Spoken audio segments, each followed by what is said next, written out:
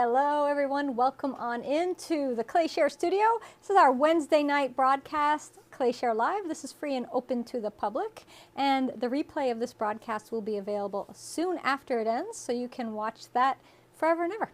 Tonight we have an extra special broadcast. We have Michael Harbridge joining us again from LearnFiredArts.com, and he is going to be painting his Bunny Gnomes and Leprechauns that he made during ClayShareCon. And if you haven't watched that tutorial from ClayShareCon yet, well, guess what?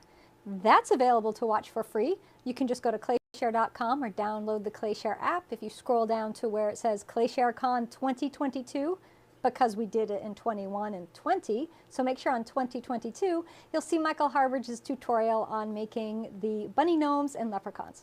All right, so we're going to learn how to paint them tonight, which I'm really excited because I'm working on some myself, so I want to see how he does his, and I'm sure you do as well. So let's send it on over to Michael. Hey Michael, how are you doing? Great, Jessica. How are you doing?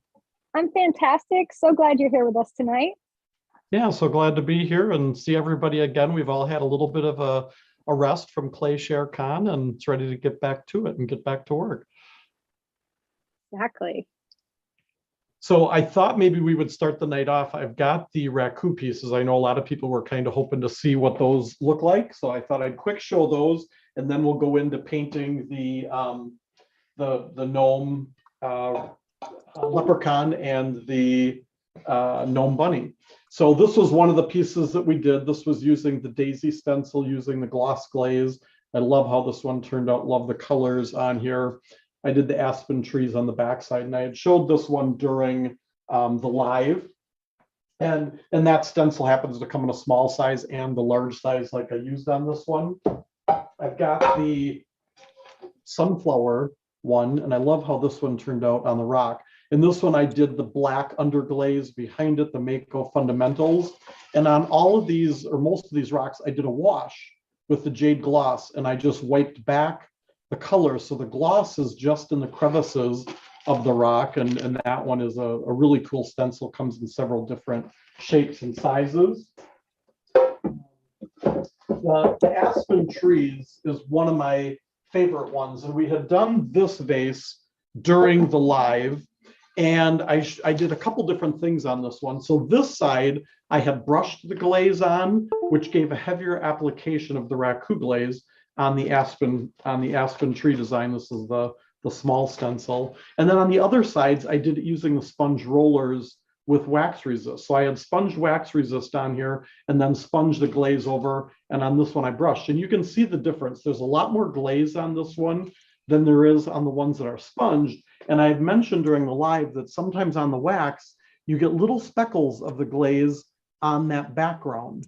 And so this one is a good example that you can see all of the little speckles behind the trees and all the different colors that you get with that glaze. On this vase here, I did the background with Mako Stroke and Coat. And so I did a wash. I did a real thin application of yellow, orange, blue, and purple.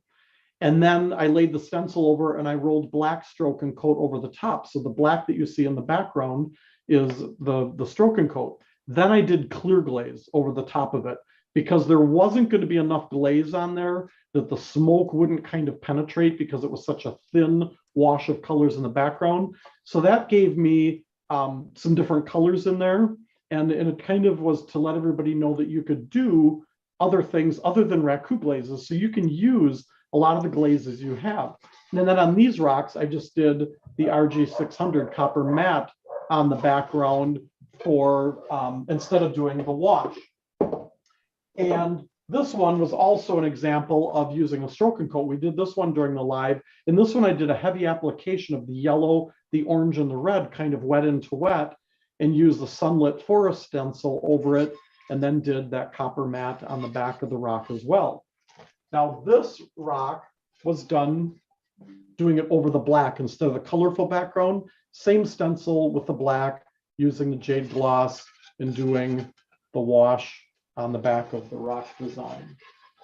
And then my favorite, well, one of my favorites, it's hard to pick a favorite. This was one I had shown in a video. This was the rock that I did right after the live. I didn't have time to do it during the live, but I quick did it. And I just love this feather design. I had done it on this vase. I had shown this one earlier, again, the Aspen Trees with the mat, and then that slender sunflower design on the side of this vase. And then the last, it's not the last, I say it's the last one, but it's not. This was the tree design. This was using the stencil, just using the glaze, the jade gloss over the black on the background. And then the other side was done putting wax resist on the piece. So I got the opposite, that the areas where the tree design was, the wax was, and the glaze repelled, but you can see the little speckles of glaze that you get on the top of the wax gives you kind of a cool effect on there as well. And then this was the one I had shown during the live. This was using the copper mat, just putting any gloss glaze under it. I had done kind of like blades of grass coming up on this vase, and you get glossy finishes wherever that gloss glaze was. And then the last piece I'm going to show you, Raku. This was one that I had done back. It was one of the ClayShare lives where we did the leafy bowl.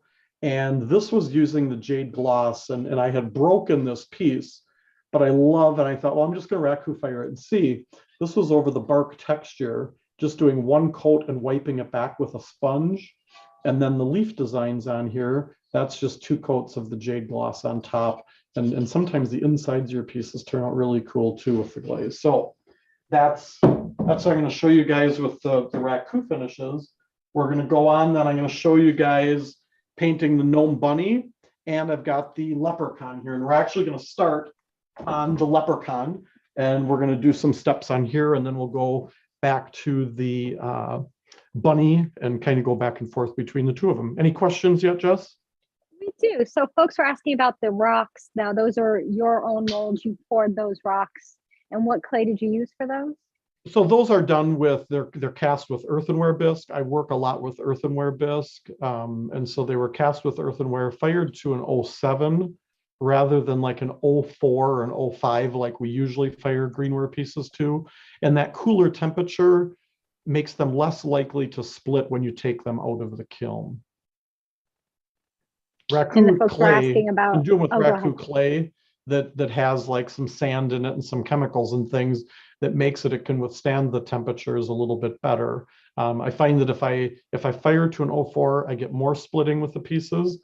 But if I use a Raku clay body, if I hand build something with Raku clay, I can take it up to an 04, go through the Raku process, and rarely get pieces that split that way either. The leaf bowl was actually done with Raku clay, with clay puzzling.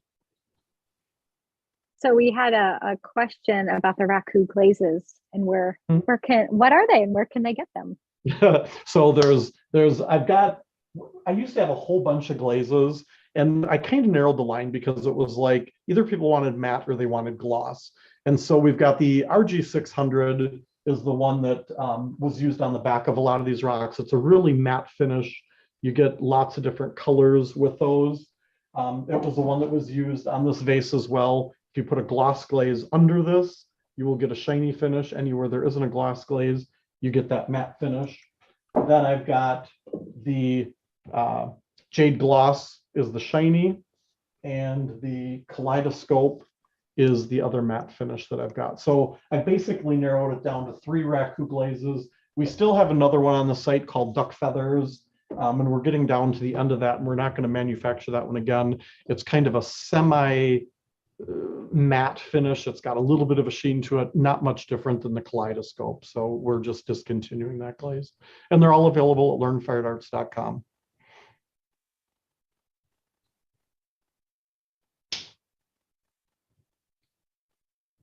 All right, well, what I'm going to do is if there aren't other questions, I'm going to get started. And Kevin, if you want to go over to the other camera, I'll flip this one down, but I think this camera facing the gnome is going to be best. So we're going to start with the leprechaun. And I'm going to work with a lot of stroke and coat colors on here. And most stroke and coat colors fired out to cone 5, cone 6, fire out pretty true to color. When you get into some of the pinks and the purples, that's usually where you'll see some changes. So Mako has on their website a really good, they show the colors right next to each other, the chips of what they are fired to an 06 firing and to a cone 6 firing. So I'm going to start out with Down to Earth, which is a dark brown, and I'm diluting that. And so anytime I've got like a beard or something that has a lot of texture, and I want to create a wash and a couple different layers of color. I'm mixing the down to earth, about 50% water, 50% color, and I'm working with a stiffer bristled fan brush. And the reason I like that stiffer brush is because it gets down into the crevices, and I can take that on his beard and brush this on. And because it's so fluid, it will run down into those crevices. If I get it on other areas, I'm not too concerned about that, but I don't need to put it over everything. I'm just going to use this on his beard. Now you could also decide, you could look at some of your stonework glazes and go, you know what, there are some really cool reddish brown colors that I could use on this beard, and you're welcome to do that as well. Just be careful, some of those glazes do run and flow, so make sure that you're not over applying and have his beard running down onto his feet or somewhere else on here. Usually with the stroke and coat, I don't run into issues with the colors flowing. And so I do like to work with those a lot on pieces like this. I'm not going to do the whole gnome and take up the whole class doing this, but basically I would do his beard. I would go around and do this all on his hair, all the way around the back as well. And once that's dry, and it usually dries pretty quickly, then I take just a sponge with water and I kind of wipe it back so that I'm taking the color off of the highlights, and that dark color will stay down in the crevices. We're going to do the same thing with the bunny, but we're going to use gray on the hair, and we're going to wipe that back. So it's kind of like an antiquing or a wash, and that's going to give us some depth. Where sometimes if you just take a stoneware glaze, or you just take a product like Stroke and Coat and you apply it, you've got just a solid brown or a solid red brown.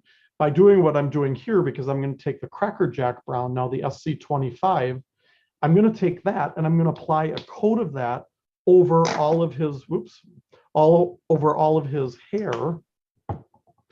And because Stroke and Coat is translucent with one coat, you'll see the dark brown back behind this more of a reddish brown. So I'm just going to apply a coat of this over the top, and I'm not too worried, and I'm using it straight. I'm not diluting this color. I'm not worried about getting way down in all of the crevices because I've got the brown is already kind of puddled in those areas. So I'm just kind of going quickly, applying a good coat of this. Now, if you put 3 coats of this Cracker Jack brown on top of the beard and get down into all those crevices, you're going to block out that dark brown in there. These colors become opaque when you apply more layers. And so 2 coats of this is going to block out more of the dark brown. 3 coats will probably block out all of it if you get good solid coverage.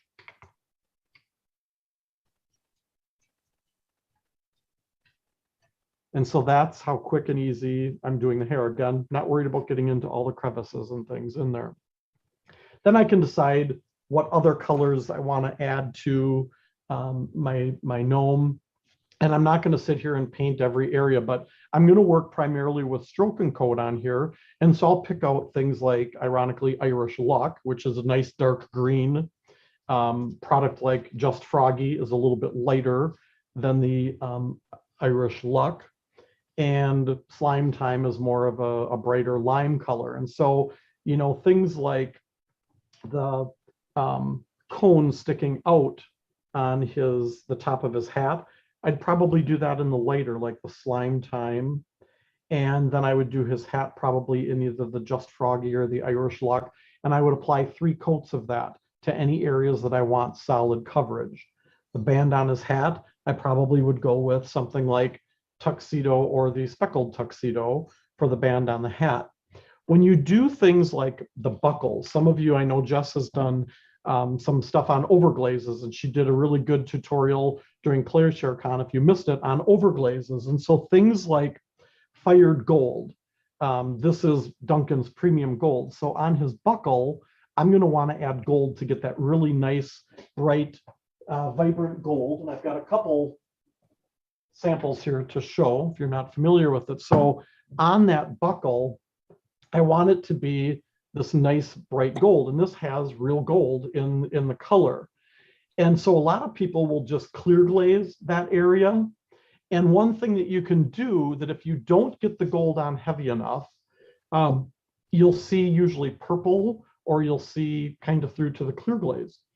Instead of clear glazing areas where you're going to put gold, put either a gold or a yellow color. So something like Sunkissed on that buckle instead of just clear glaze will give you a brighter background. And if you don't get the gold on heavy enough, it's less likely that you're going to see the streakiness, because you'll see the yellow through there rather than the clear. These are a third firing. So you do all your painting with your stroke and coat or your pottery glazes, you'd fire that, and then the gold goes on, and then it is an additional firing for that gold. And you could add little accents, like on his hat. I could go back and I could do polka dots. I could do little specks on there, designs and things on there, personalize it with a name or a saying or something on top of it, and do that. Another thing that I want to talk about is mixing colors like stroke and coat. So I was at a show and did some workshops down in Florida back in February. And as many of you know, I was in an accident on the way down there. And so today, as I'm pulling my colors to do this, I realize I don't have all the colors that I need, because my shipment has been stuck in St. Louis for weeks. And so I had to ship everything home. So as I'm pulling color, I'm like, I don't have any flesh color. And I went over to the shelf, and I was out of, that color. So cool thing about stroke and coat is they're all intermixable. So I can take a color like Old Lace, and I can take a little bit of that. So to create my flesh color, Old Lace is kind of just an ivory color, but I can take a little bit of something like Rosy Posy and mix that in with just a little bit into this. And you want to make sure that you mix enough up so that you can cover the area where you're going to be putting the flesh. So on his face and on his hands, I can take and I can mix that up to make another color. Now, it's not going to fire out exactly like you see there, but I know that if I add the Rosy Posy to the Old Lace, I'm going to get a little bit of a rosier, pinker, fleshier color. And I can go back and I can paint his face in with 3 coats of this, and I can paint his nose with 3 coats and his hands as well. So anywhere that I want solid coverage on here, I'm going to put 3 coats of that color, and they usually dry pretty fast. And so I can go back and I can add my 2nd coat and add my 3rd coat to get that solid coverage on the nose. I love that these stroke and coats are so blendable, especially for flesh tones, because we all have different flesh tones, and we might want to make our leprechauns to have different flesh tones. So you can mix it custom to any shade you want, which I love. So we're not stuck buying, like, nobody wants to buy a tube that says flesh on it. You want to get your own custom color mix. So right. And a while back, a lot of the color companies, not just Mako, but several of the color companies changed the names. Like Mako had their light white flesh was called Birthday Suit, which was a fun name. But not everybody has that flesh color. And so they went through, and several of the other color companies did that as well, and changed those. So and let's talk, do you share your brushes? A few folks have asked, does it matter what brush they use for these techniques? So generally with fired finishes, I recommend a soft, natural hair brush has always been what I'd recommend for fired colors, because if your brush is too stiff, if you're using something like a gold Taklon bristle, those brushes tend to drag the color out more because that Taklon is a little bit stiffer. If it's a white, stiff hog bristle brush, it's going to drag the colors out. A soft natural hair brush, or these that I'm working with, this is one of our Menta brushes from Royal. And this is actually, it's real soft like a natural hair brush, but it's a synthetic. And synthetics have come such a long way. A lot of people, when they touch these brushes, here's one that's not wet, they think that it is actually natural hair, and it's not, it's a synthetic. And the advantage to a synthetic is it's much more durable. Where natural hair, a lot of times, especially going over rough areas like the beard, sometimes the natural hair will break off a lot easier on there. Things like fan brushes, a lot of you probably use the goat hair fan brushes, and these are great. They're great glaze brushes. but they've actually come out with a synthetic. This is the synthetic version, and it's got a little bit more spring to it, but honestly, it lays the color on nice and even. So look for those synthetics. They're great and great for applying fired finishes with any type of technique. Good question. All right, I'm going to set him out of the way here, and we're going to go to the bunny. So the bunny, we've got the beard, we've got things like the ears. We're going to do kind of the same thing that I did with the dark brown on there, and we're going to go with Mako's gray hair. And I'm going to take that and I'm going to thin that with water and do 50% water, 50% color. And when you do things like extruded beards on, and not just on the bunny, but on the other gnomes, you will find that it's really hard to get into all of those areas. If I just tried to take straight stroke and coat or any other glaze and get it down into all of those areas between all those coils, it's really hard. So diluting that color, again, half and half water with color, using that stiff bristled fan brush, I can take this and I can kind of poke in and get that color to run and flow down into all those crevices. And sometimes I have to pick it up and turn it as I puddle that down in to get all of those areas. If the color is too thick, it just won't make its way down in. So thin it with water. Again, if I get it on other areas of the bunny, I'm not worried about that. But I'm going to do this over the beard. I'm going to do it over his little paws and feet.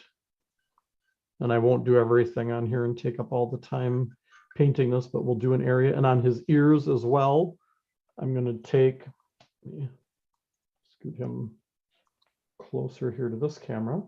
I'm going to paint his ears with a good coat. I'm going to get back behind the ears. I'm not worried if I get some gray on the hat. And I'm going to get down into that texture in the ears as well. One of the things I realized as I was finishing this bunny up after doing the live, I realized I forgot to put a tail on him. So one of the things I missed in the live was a tail, and I thought of it after. And so all I did was a ball of clay, and I took a tool and kind of poked to add some texture. So we're going to add some gray to his tail as well.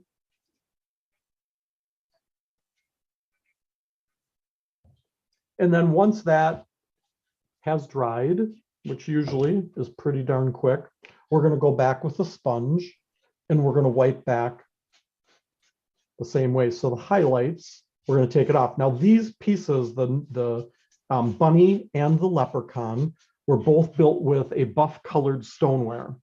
And so if I don't put color on here or where I wipe it back, it's not going to come out white. It's going to come out kind of buff color. So to get it to be a nice white, we're going to go back and we're going to take white stroke and coat, and we're going to apply that kind of almost like a dry brushing method and just kind of skimming across the top. So I've got cottontail, which I just kind of was laughing today. I've never really paid that close of attention, but I'm like, we've got gray hair, we've got cottontail. How appropriate for this bunny. It's like they just made this for this bunny. So when I apply this color over the top, I want to kind of go across the fur. So I'm going to take, again, one of the soft Menta brushes. I'm going to load that up with color, and I'm just going to go and I'm going to skim across and catch the highlights of this with the white stroke and coat. So now it will be leaving the gray down in the crevices, and the white will be on the highlights. And the really nice thing about, a lot of times when you put a lighter color over a darker color, you know, sometimes it's hard to get it to cover. And I'm always amazed by the white stroke and coat at how well it covers other colors. But we're going to do one coat on the beard. We're going to do, flip this up here so you can see the ear. We're going to go on the ear, and we're going to kind of skim across the top of that as well. Again, getting mostly the highlights. I'm not as worried about the middle of the ear because we're going to go and we're going to put another color on there. But I want that gray to show through down in the crevices. And I'll show you guys the finished one of this one. I didn't get a chance to complete and fire one of the leprechauns yet, so I'll post a picture of that later once that one's fired. But I'm just going across and skimming, adding the white to the ear, and then I can go back and I can add a second coat of skimming across the top to the beard, the paws,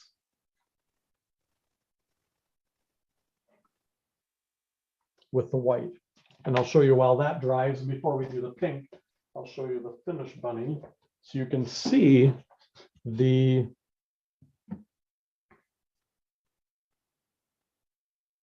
gray down in the deep areas and then the white on the highlights. So you get that two-tone. So it's not just gray or it's not just white. You get that depth.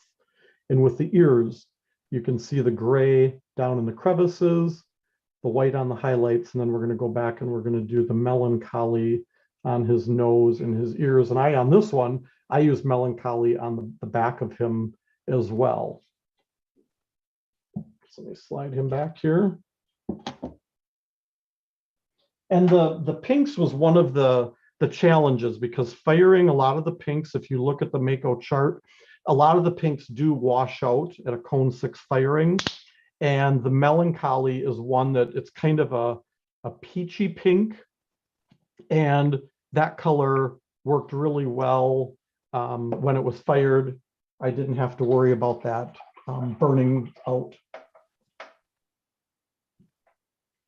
So then with that, I'm just going to take, and on the inside of his ear, I'm going to just paint one coat of this over the top. And I'm not really worried about getting down in the crevices because the gray is down in the crevices. And again, I want some of that depth to show.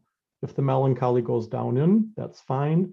But just one coat, his nose, I would go back then and I would do 3 coats because I want solid coverage on his nose, and on his outfit, I would do multiple coats as well. Now on his nose, if you were there when I built him, I poked little holes in his nose for wires to go in. And so you want to make sure that when you put the stroking coat on there, that if it fills in those holes, you go back with a needle tool or a toothpick or something and kind of clean that glaze out so that you can get those little wires into those holes. I had one hole that kind of plugged up and I have to get that drilled out. And then I didn't glue these in yet, but these little wires, I just put a dab of glue, or I would put a dab of glue on the end and stick it into the hole on his nose. And on the rest of the bunny, you know, you can decide on different colors that you want to do. For the most part, everything else on here, I did 3 coats of color. You might be thinking, well, why use all stroke and coat? Why not use things like glazes that are designed for stoneware? So the nice thing is, like Mako and all the glaze companies have, Amico and everybody has stoneware glazes, and they have pinks. And so there are, if you want a nice pink, like they have their pink opal. And then I was like, oh, but wait, should I do the lilac, do a matte glaze instead of a gloss glaze on this one as far as the hat or the outfit on there? So you can do combinations of stoneware glazes and stroke and coat on these pieces as well. You don't have to use all stroke and coat. So work with, you know, the colors you have. Just remember with some of those stoneware glazes, if they're ones that traditionally tend to run and flow a lot, you want to make sure that you either taper back as you get toward the bottom of your piece, or on areas like the rim of the hat, you don't want the glaze running down onto his beard. So cut back on how much glaze you put on that lower section if it's a glaze that tends to want to run and flow. All right, the carrot. So my little bunny, when I did this original one, I totally forgot to paint his carrot when I did my firing. So I ended up using acrylics on there. On this one, what I'm going to do for my carrot is I'm going to take that down to earth, the brown that I had diluted for the beard on the leprechaun, and I'm going to brush this over my carrot. I'm going to do 1 coat of this diluted down to earth. I'm going to run it up into the top area as well, because I want some dark color down in all of those little openings. And what this is going to do is it's going to give you a little bit of shading on your carrot. Again, rather than being just solid orange, that if you took just an orange stonework glaze or an orange stroking coat or a similar product, and you just did 3 coats of orange glaze on there, your carrot would just be dark brown. By doing this, I'm going to brush a coat on, and I'm going to go back and I'm going to wipe this back so that the brown is basically down in the crevices.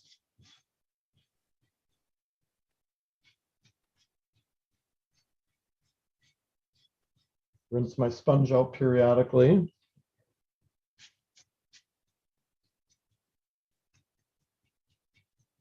I'm going to wipe off the top of the little green stem that we're going to go over with some green.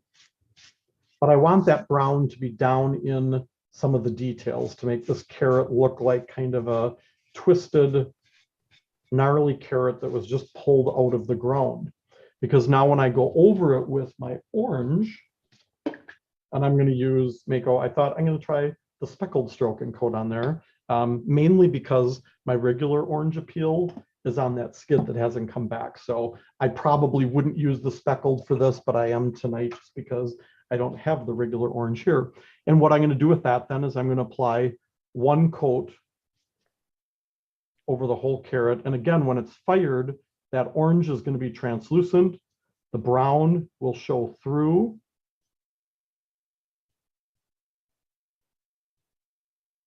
If I get this orange on real heavy and I put 3 coats on, I'm going to block out all of that brown. So I want to do 1 coat. And it'll give us a translucent orange that will allow the brown to show through. Now, on this particular piece, what I'm going to do with my bunny when I'm ready to fire him, I could fire this carrot separately, but then I'd have to figure out a way to put it in the kiln so that I can either lay it down and fire it. What I'm going to do is this carrot was designed to go right here in his paw. And so I've got just the very tip of this will touch the kiln shelf.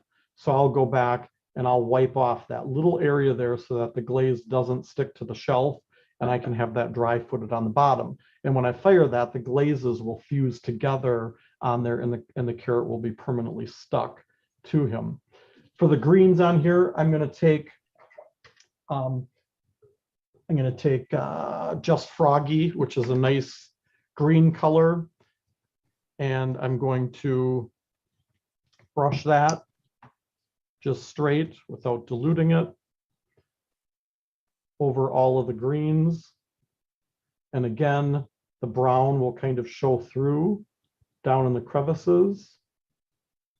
And if I get areas that I can't get down into between these, I'll have that puddling of the brown down in there, so it won't be bare bisque showing. And again, 3 coats would give you solid green coverage. I don't want solid green. I want a little bit of the dark color to show through. So I'm just doing 1 coat of the green. All right, any questions, Jess? We do have some questions. So a lot of folks were interested in the wire that you used for the bunny's nose. What kind of wire is it and what gauge is it? So this was, I have so much stuff that I have collected over the years, and I have a whole bin of different craft wires. At one time I did a jewelry project and I needed some wire. So this is just an inexpensive, very thin craft wire that I got at a craft store. Comes in a little spool. I've got all different colors. I've got purple, I've got green, I've got every color you can imagine. And so I just, took this and snipped off little pieces of this and use that. So you want the wire to be firm enough that it's not flopping, but not so stiff that if somebody pokes, that sticking out on there, it's going to poke them or injure them. So I don't have a gauge on here, but it's a very thin wire. It's just a craft wire that you would find in the jewelry area of a craft store. And do you epoxy that in after, or do you just stick it in? So on the one that I've got here, I just stuck it in, but I forgot to go back. And what I would do is I would dip the end of that wire into like epoxy or super glue, and I would insert that into the hole so that that sticks and doesn't fall out on there. Absolutely.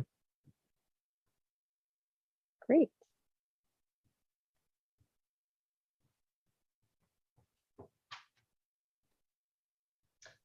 While you're looking for other questions, I was thinking people might ask a little bit with Paula having been in ClayShareCon, and some of you, a lot of you ordered her colors.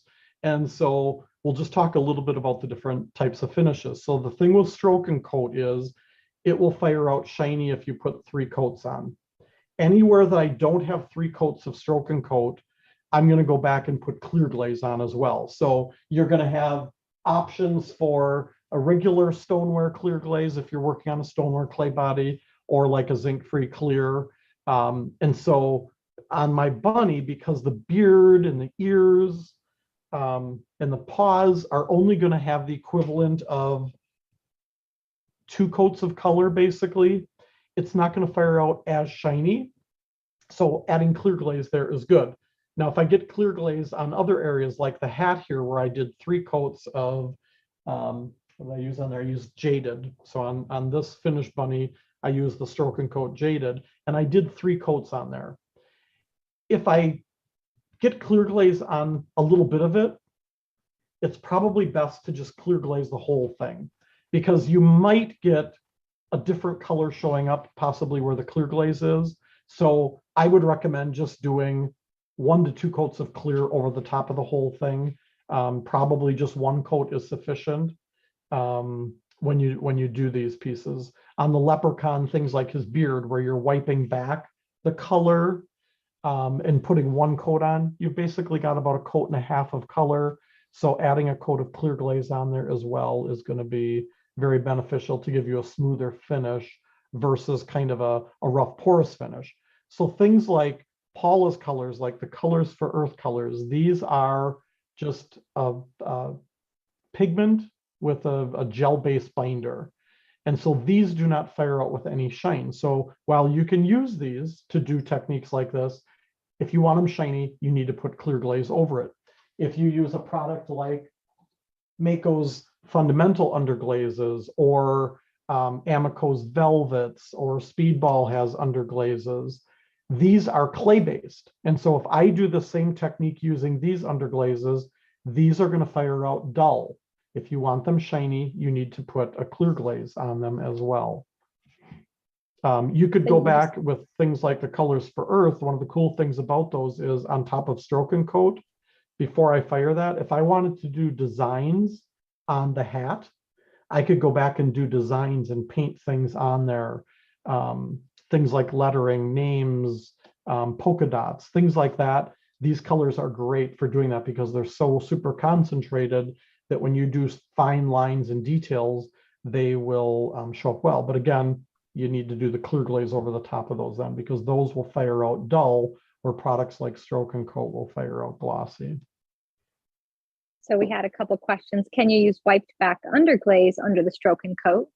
Which you kind of answered. If I had, and I only grabbed my black, but if I had velvet underglazes or Mako's fundamentals, or even the colors for earth, I could go with, a gray color for my wash on the beard on the bunny. I could use a dark brown for the wash on the leprechaun, and then I could use products like stroke and coat on there, or continue using fundamentals or the color concentrates to do your kind of dry brushing over the top of that. But then you do need to add a clear glaze to that as well. And would you consider these gnomes indoor or outdoor sculpture? So these pieces, these were done with stoneware. So when I fire them to cone 6, if I fire them properly, they should be vitrified that I can put them outside. People always ask about putting pieces outside.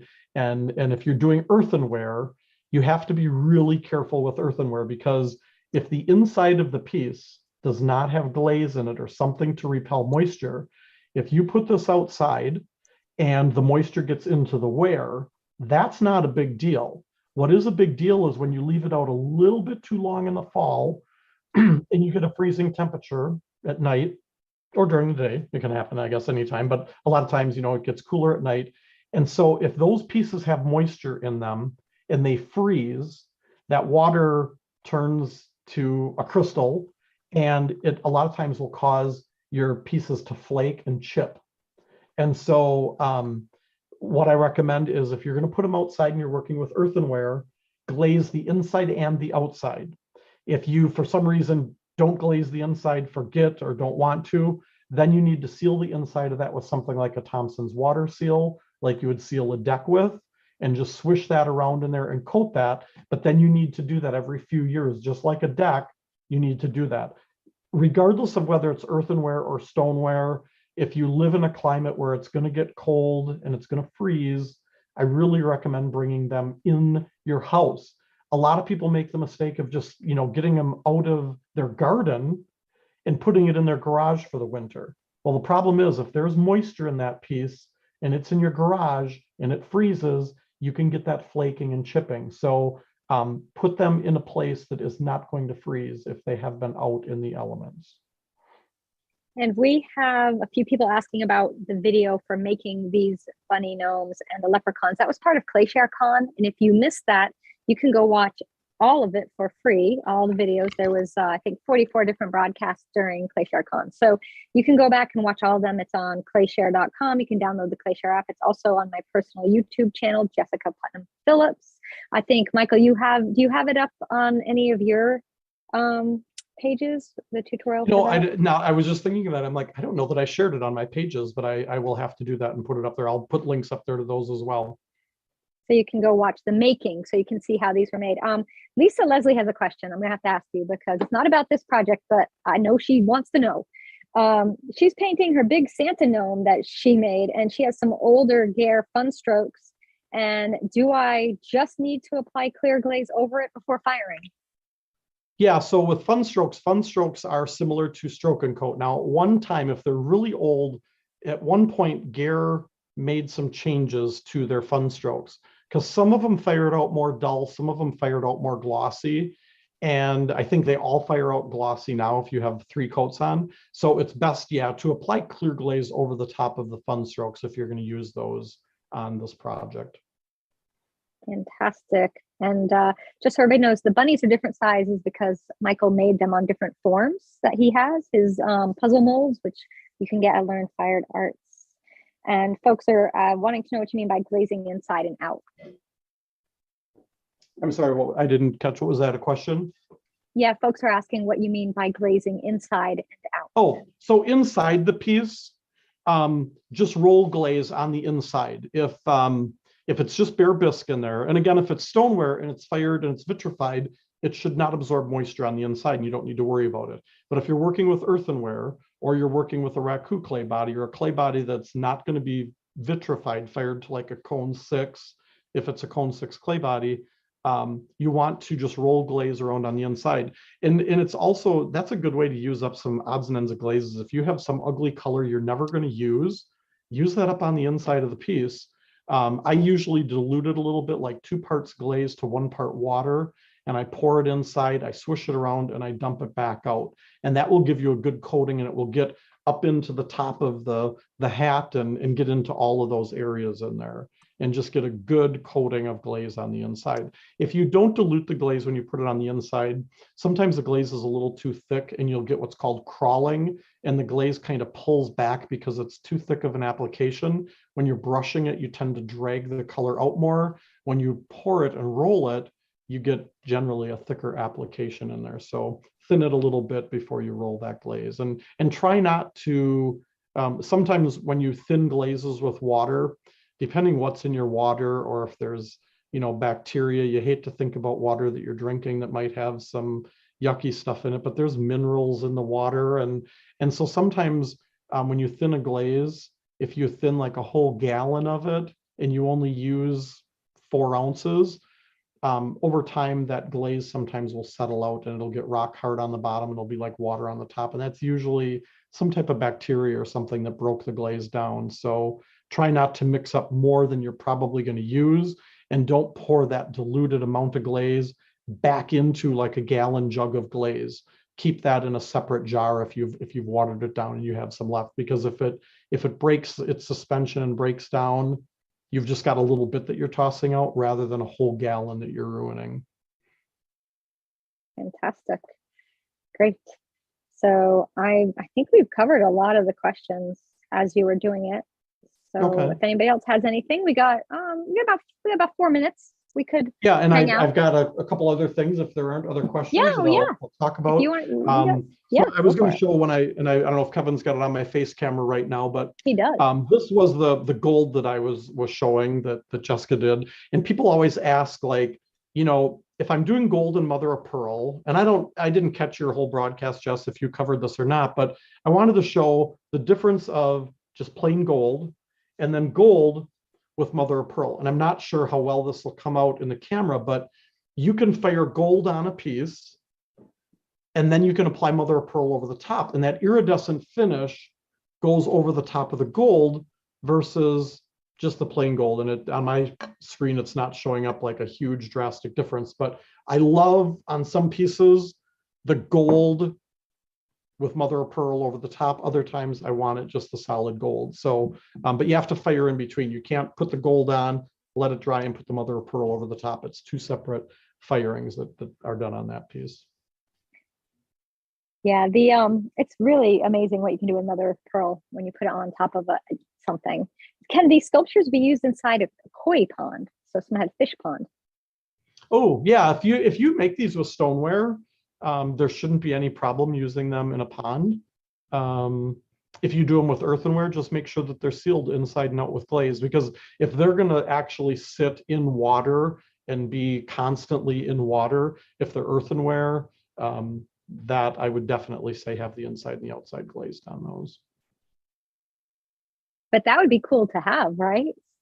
Yeah. Make some pieces and put them in your koi pond. Yeah. Fantastic. And I've actually done workshops too. I think I've got a video out there on my YouTube page of making clay fish, where we take a vase and we clay puzzle a vase, and then we turn the vase on its side, and the top of the vase is the mouth of the fish, and you can make some really cool clay fish for your koi pond too. We have a request. Can you show the sunset stroke and coat Raku piece that's behind you, the one you did with all the gradients? And someone asked if you had any slots left in your upcoming workshops. So no, both of the workshops I have in May and June are full. I've got a waiting list right now on those. We're talking about scheduling some more workshops. They're a lot of work. They're kind of like doing ClayShareCon in like 3 days. And I usually like pass out by the end. The last day, I sit in the recliner, I fall asleep, and I don't do anything for about a week after that. So I completely understand where Jessica and Kevin were at when they were done with ClayShareCon. It is exhausting. So we might add some more. We do have a conference coming up this August in Wisconsin, and we're going to have a whole bunch of instructors coming for that conference. We'll be announcing the lineup of instructors soon. And you'll get to take workshops with me and with some other people as well. Awesome. Anything else you want to share before we go? We got about a minute. I'll quick share this too. Some of you saw the trees that I did. So this was the Snowflake Tree, and this was done over the cone as well. And so this one, what I did on it so far is I did a blue wash with stroke and coat, or I could use the colors for earth colors as well. Wiped it back, I sponged on wax resist with a seawool sponge, and then I sponged on clear glaze. And I'm going to go over this with mother of pearl, and I'll show this one at a later time. I'll get this one done. But I also ordered in, and I haven't gotten them yet. And I know some of you are waiting for orders from me. I'm still waiting for orders from some people too. But I ordered in some of Debbie's snowflake stamps, and I want to stamp these. And I'm going to use one of Jess's, her snowflake roller, to make these too. And I think doing that wash of color on there with those snowflakes showing up on these cookies would be really cool. So I'm going to be playing around some more with this, and have lots of other ideas of different ones that I'll be doing in the future as well. Maybe as part of ClayShare, we'll see. Awesome. We're caught up on shipping rolling pins. We caught up today, so we're shipping out yours and everybody, and Paul McCoy's and a few others out tomorrow. So you should be getting that early next week, I think. Right. So awesome. Yeah, and I've got that skid, and so if you looked around the room that I'm in right now, there are boxes, there are pathways in here, and there are boxes everywhere, hundreds of boxes waiting for the sponge rollers that are on that shipment. And we just got a shipping notification today of the rest of our stencils have all shipped now. Paula has been killing her hands, filling bottles of paint and putting on labels, but we've got most of those colors are going out, and our stamps, most of our stamps came in. So we've got hundreds of orders that will ship as soon as that shipment comes in with the sponge rollers. So everybody, hopefully next week, we should have our orders caught up. Fantastic. And people want to know, can they buy your art pieces? Do you sell your work? You know, at the end of the year, most years, because a lot of these are samples that I use for workshops, and if they survive going through the year, I will sell the samples at the end of the year. And I usually do a Facebook Live event in November, December, and I have to clear out some of the samples because if I kept everything that I make, I wouldn't be able to move. So watch for that, usually November and December, and it's usually a one of a kind, and I show the pieces and I'm like, this is available, this is how much shipping is, and the first person to go in and put it in their shopping cart can buy the piece. Awesome. All right, sadly we're out of time. It always goes way too fast. Thank you so much, Michael, for being with us, and I'm sure we'll have more with Michael in the future. So take care and have a great evening.